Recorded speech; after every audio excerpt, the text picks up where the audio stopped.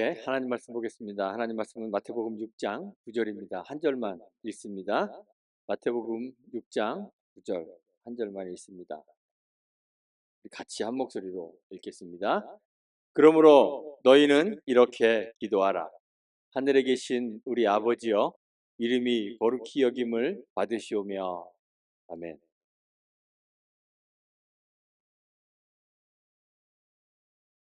오늘부터 주기도문 강해를 하게 됐습니다. 산상설교 쭉 가다 보니까 이제 그 가운데 중간쯤 왔는데 그게 주의 기도가 기록되어 있습니다. 기도는 호흡이라고 합니다. 숨 쉬지 않으면 어떻게 되죠? 죽습니다. 숨 쉬지 않으면 죽는 것처럼 기도하지 않으면 죽는다는 그런 생각으로 기도하는 삶을 사는 것이 좋다. 이런 의미입니다. 그래야만 합니다. 예수님의 가르침인 이 산상설교는 신자에게 주어지는 윤리적 규범 그 이상의 것이라고 저희가 말씀을 드렸습니다. 그냥 어떻게 하면 착하게 살 것인가 그런 정도의 이야기가 아닙니다. 이 주의 가르침들은 하나님 나라 백성의 정체성을 말씀하는 것이라고 제가 이야기 드렸습니다. 이런 산상설교의 중심에 주님은 뭘 두고 있어요? 기도를 두고 계십니다. 우리 정체성 중심에 기도가 있는 거예요. 기도가 신자인가 아닌가, 신자란 누구인가, 어떤 존재인가라는 것을 밝히는데 가장 중요한 중심적 역할을 하고 있다는 사실을 주님의 가르침이 우리에게 알려주고 있는 거예요. 신자라고 하는 사람들 가운데에도 기도하지 않는 사람들이 많이 있습니다. 특별히 기도하지 않아도 교인이 되는데 별반 불편함이나 어려움이 없습니다. 그렇죠? 예. 기도 안 해도 교인으로 사는데 전혀 문제가 없습니다. 그런데 사실 기도하지 않으면 신자가 스스로 자신이 신자임을 확인할 수 있는 다른 방법이 별로 많지가 않습니다. 신자 정체성의 그 중심에 기도가 있기 때문에 기도하지 않는 것은 스스로 하나님 백성이 아님을 증거하는 것이 될 수 있는 거예요. 그래서 기도해야 되는 거예요. 그런데 기도한다고 해서 우리가 하는 기도가 다 제대로 된 기도인 것은 아닙니다. 많은 사람들이 기도에 대해서 잘못된 생각을 가지고 있어서 기도 아닌 기도를 하면서 시간을 낭비합니다. 산상설교에서 주님께서 이미 말씀하셨습니다. 많은 사람들이 기도하는데 기도가 아니야. 기도 많이 하는 사람들을 주님이 나무라시면서 그들의 기도가 외식이거나 아니면 중언부언하는 의미 없는 행위라고 주님이 지적하셨습니다. 한 아이가 자기 방에서 큰 소리로 간절히 기도하고 있었습니다. 똑같은 내용을 반복하며 큰 소리로 기도했습니다. 하나님, 우리 아빠가 저한테 로봇 사주게 해주세요. 막 소리를 지르며 기도했어요. 마침 아이 방 앞을 지나가던 할머니가 아이에게 말했습니다. 야, 얘야, 하나님은 우리의 작은 소리도 다 들으신단다. 그러니 그렇게 크게 기도할 필요가 없단다. 그러자 아이가 대답했습니다. 하나님은 들으시는데 아빠가 못 들을까 봐요. 우리는 종종 하나님을 향해 기도하지 않고 사람을 향해 기도합니다. 우리의 간절함의 표현으로 말을 많이 하고 반복하며 들으시는 줄 알고 중언부언 주문 외우는 것처럼 기도하기도 합니다. 이런 우리의 잘못된 기도에 대한 그러한 생각을 주님이 지적하셨어요. 그리고 주님이 제자들에게 너희는 이렇게 기도하라 라고 말씀하시며 기도를 가르쳐 주셨습니다. 그것이 오늘 우리가 읽은 말씀이에요. 그 첫 머리예요. 주님이 가르쳐 주신 기도를 우리는 뭐라고 불러요? 주기도문 이렇게 부릅니다. 그래서 많은 사람들이 이 기도를 반복하여 암송하면서 기도를 했다고 그렇게 생각합니다. 이 주기도문이라는 이름 때문에 이것을 하나의 공식화된 기도문처럼 그렇게 생각합니다. 그런데 주기도문을 반복하여 암송하는 것에는 죄를 씻는 특별한 효능이 없습니다. 이렇게 기도문을 그냥 의미 없이 반복하는 것은 주님이 이 기도를 가르쳐 주신 목적에 완전히 거스르는 것입니다. 주님이 뭐라 그러셨어요? 말을 많이 하여 들으신 줄 아는 그런 이방인들처럼 중언부언하지 말라 그랬죠. 중언부언이라는 것은 한 말 또 하고 또 하고 하는 똑같은 주기도문을 반복하는 것은 중언부언하는 거예요. 중언부언하지 말라고 주님이 이 기도를 가르쳐 주셨는데 우리는 이 기도를 또 주문처럼 반복해서 암송하고 있는 거예요. 얼마나 안타까워요. 주님이 가르쳐 주신 이 기도는 하나님께 자신이 욕망하는 어떤 것을 이루기 위해서 그거를 해달라고 하나님에게 요구하는 그런 종류의 기도가 아닙니다. 주님은 이 기도를 가르쳐 주시면서 뭐라고 먼저 말씀하셨냐면 하나님 우리 아버지가 우리가 구하기 전에 우리에게 있어야 할 것이 무엇인지 이미 다 아신다고 말씀하셨어요. 무슨 말이에요? 내가 원하는 것을 위해서 내 필요를 위해서 구할 필요는 없다는 이야기입니다. 하나님이 이미 모두 알고 계시기 때문에 내가 뭘 바라는지 내게 필요한 것이 무엇인지 하나님에게 구체적으로 알려드릴 필요가 없어요. 그런 식의 간구는 전혀 필요하지 않다는 거예요. 우리는 기도할 때 우리가 원하는 것을 얻기 위해 기도하지 않아요. 우리가 믿음이 아주 어려서 하나님도 잘 모르고 하나님과 우리 사이의 관계도 잘 모를 때는 그래 그렇게 기도할 수 있어요. 근데 우리가 하나님을 알아가고 하나님과 우리 사이가 어떤 관계인지 점점 알아가면 우리의 기도가 변해야 돼요. 주님이 가르쳐 주신 이 주님의 기도는 우리의 욕구를 하나님에게 구하는 것이 아니라 하나님과 우리의 관계에서 오는 이 관계가 우리로 하여금 자동적으로 기도하게 만든 하나님과 우리가 어떤 관계에 있습니까? 주님이 가르쳐 주신 이 기도가 헬라어로는 저도 헬라어를 몰라서 그냥 한국말로 써왔어요. 이렇게 돼 있어요. 파테르, 헤몬, 토, 엔, 토이스, 우라노이스 이렇게 돼 있습니다. 근데 그 맨 앞에 나온 말이 파테르예요. 그 파테르는 아버지라는 뜻이에요. father라는 뜻이에요. 구약 성경을 보면 하나님이 종종 이스라엘 백성들을 자기의 아들로 이렇게 표현하십니다. 출애굽기 4장 23절에 보면 이제 바로를 책망하시기 위해서 모세를 보내시면서 그렇게 얘기하세요. 내가 내게 이르기를 내 아들을 놓아서 나를 섬기게 하라 하여도 내가 놓기를 거절하니 내가 내 아들 내 장자를 죽이리라 하셨다 하시니라. 그러니까 하나님이 자기 백성 이스라엘을 뭐라고 부르셔요? 여기에 내 아들이라고. 내 아들을 놓아주라 그러는데 안 놓아주니까 내가 너는 내 아들을 볼모로 잡으니까 나는 네 아들을 죽여버리겠다. 하나님이 그렇게 말씀하시는 거예요. 시편 2편 1절에 보면 여호와께서 내게 이르시되 너는 내 아들이라 오늘날 내가 너를 낳았도다.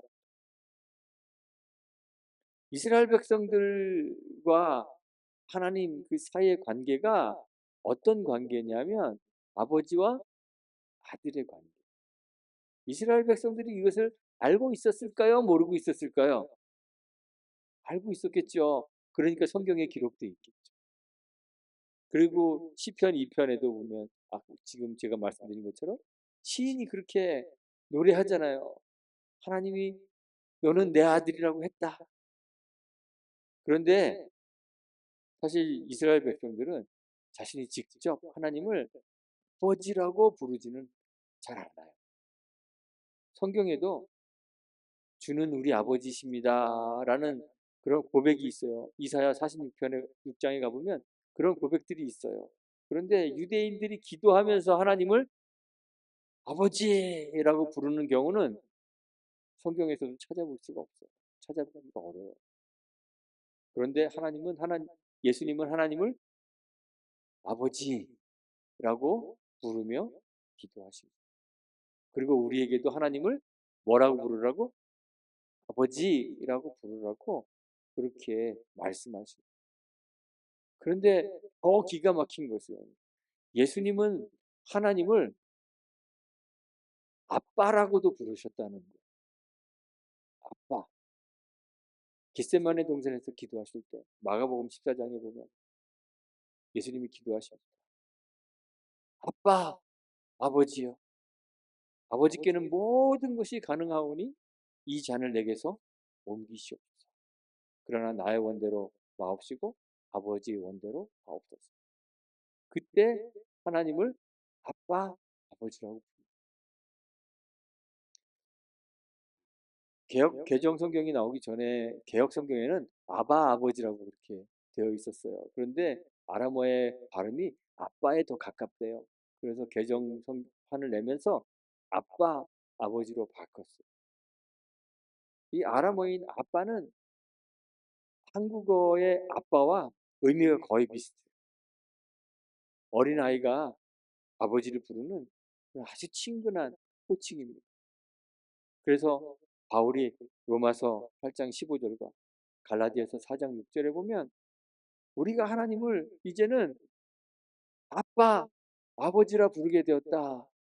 그렇게 이야기해요. 예수님만 그렇게 부른 것이 아니라 예수님 안에 있는 그의 성도들, 교회 신자들, 교인들이 이제 하나님을 뭐라고 불러요?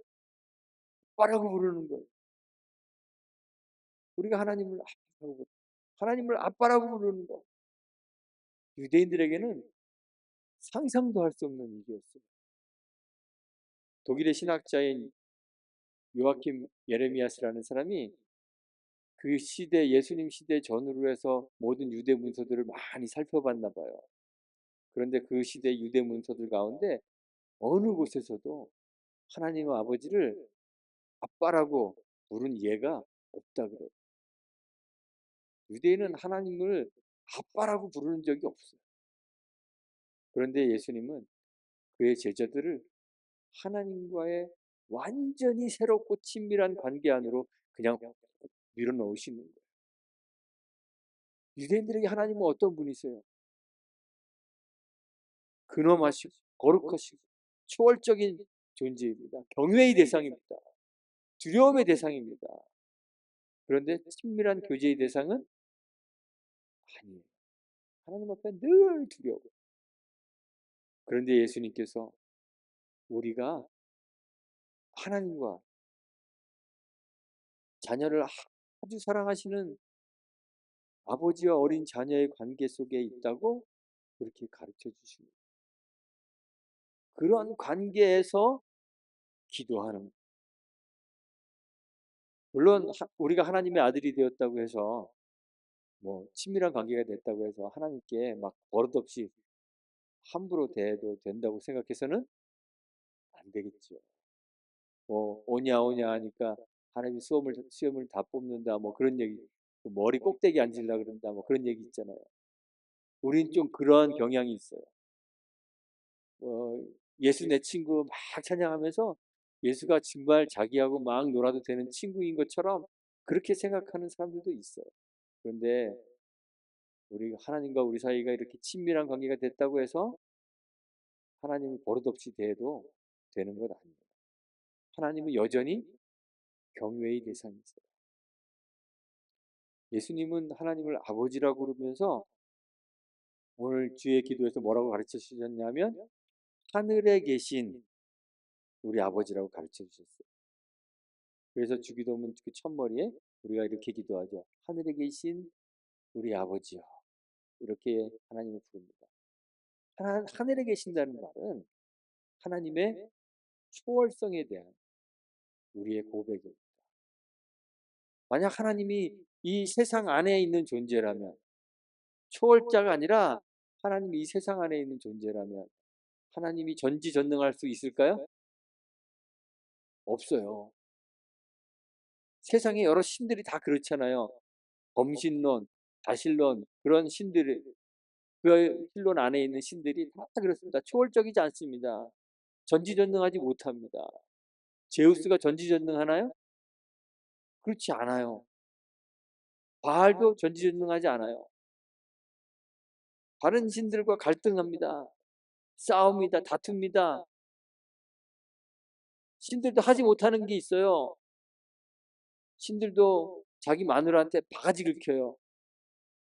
제우스가 그러잖아요. 헤란가요? 근데 바가지 막 긁히잖아요. 할 수 없는 것들이 있습니다. 왜냐하면 신들도 타락한 세상의 일부분이기 때문에 스스로를 구원할 수가 없는 거예요. 그래서 하나님은 초월해 계셔야만 해요.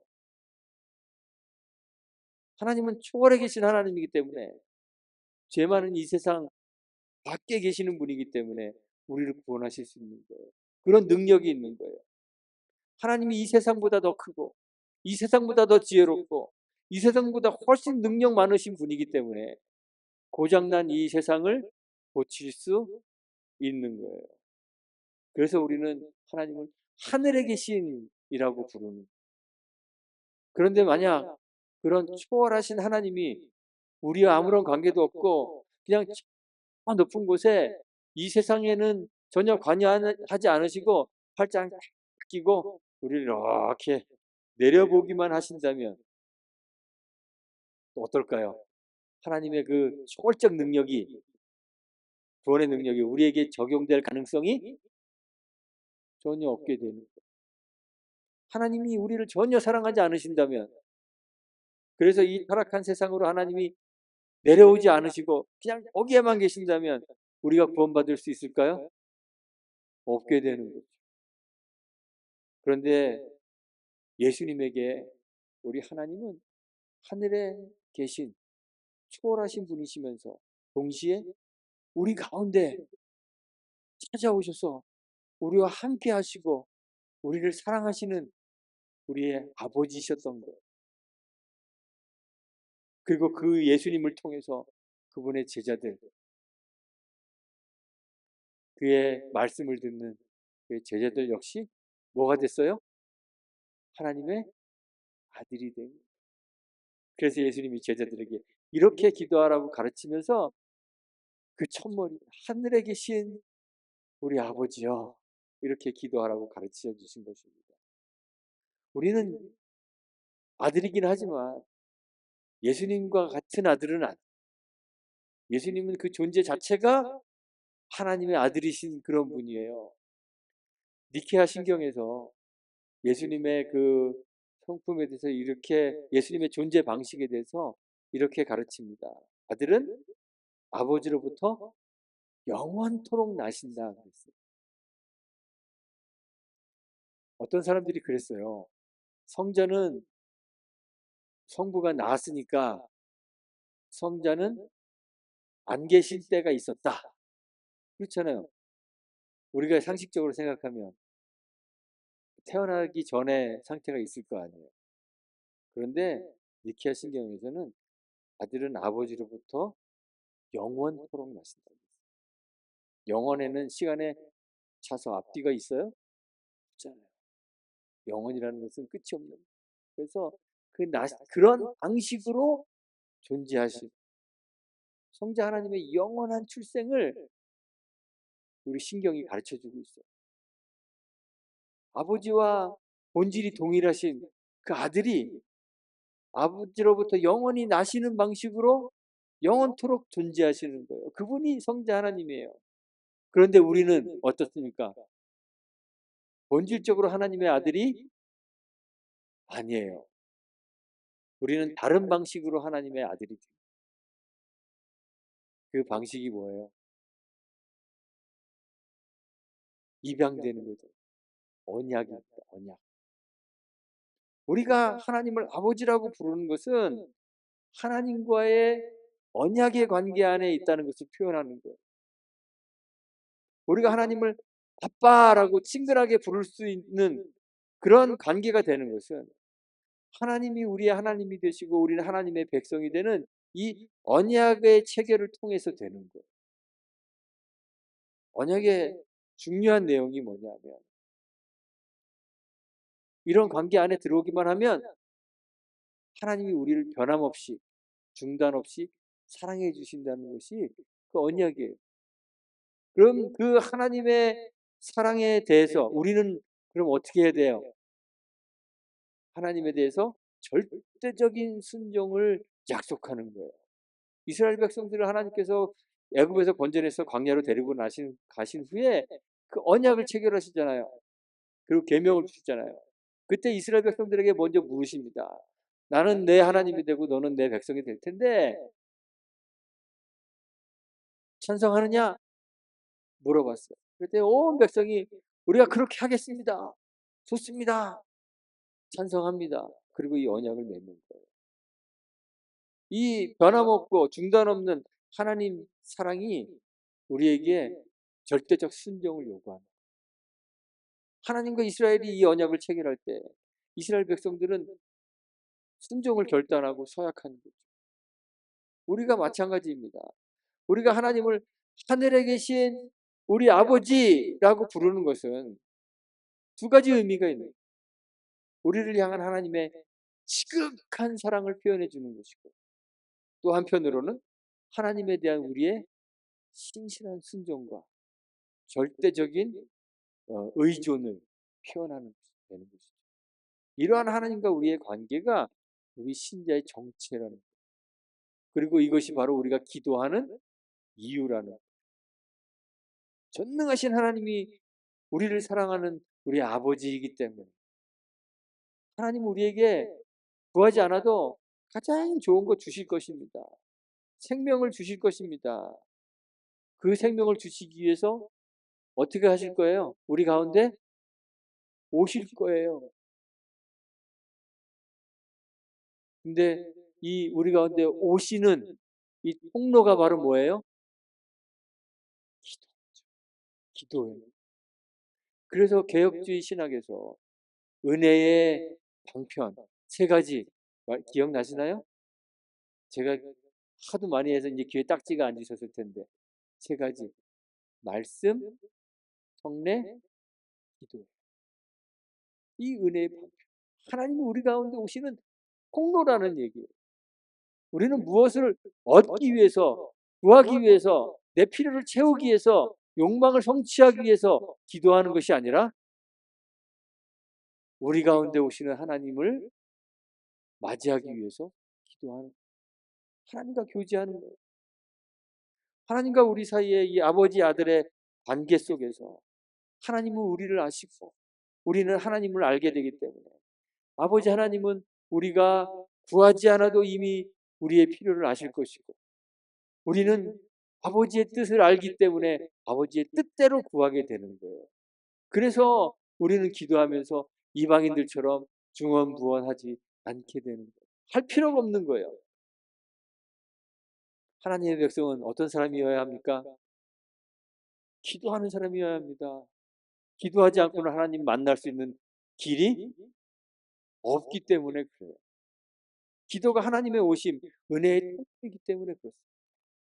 기도는 하나님과 아버지, 아들 이 관계에 있는 사람들의 특권이에요. 이 관계 안에 있는 사람들이 기도를 통해 하나님과의 만남, 은혜로운 만남을 가지게 되는 거예요. 그래서 기도하지 않으면 하나님 백성이 아니라는 것을 증명할 수밖에 없는 것이죠. 기도하지 않는 교인들이 많습니다. 기도를 자기 욕망 실현의 수단으로 삼고 있는 사람들이 많이 있습니다. 그런데 우리는 기도가 무엇인지 바로 알아야 돼요. 깨달아야 돼요. 그리고 하나님과의 바른 관계 안에서 기도해야 되는 것입니다. 여러분들이 다 이렇게 기도하시는 분들이 되기를 소망합니다. 하나님을 하늘에 계신 우리의 아버지로 알고 기도하시는 여러분들이 되기를 간절히 소망합니다. 하나님을 하늘에 계신 우리 아버지, 우리 아빠라고 부르면서 기도하기 때문에 하나님 나라 백성으로서의 우리의 정체를 매일매일 확인하고 확신하며 사시는 저와 여러분들이 되시기를 주님의 이름으로 축원하고 부탁드리겠습니다. 함께 기도하겠습니다. 하나님 감사합니다. 우리의 아버지가 되어 주시니 참 감사합니다. 주께서 친히 자신을 낮춰 우리 가운데 오시고 우리를 지극히 사랑해 주시니 감사합니다. 우리도 하나님에 대한 전적인 신뢰와 순종으로 하나님의 자녀임을 확인하게 하옵소서. 하나님과의 이런 관계 속에서 주를 아빠, 아버지라고 담대히 부르며 기도를 통해 우리 가운데 오시는 하나님을 쉬지 않고 중단 없이 경험할 수 있도록 은혜 베풀어 주옵소서. 우리에게 임하는 그 하나님의 은혜를 기도 가운데 늘 체험할 수 있도록 경험할 수 있도록 복 내려 주시기를 간절히 바라며 예수님의 이름으로 기도합니다. 아멘.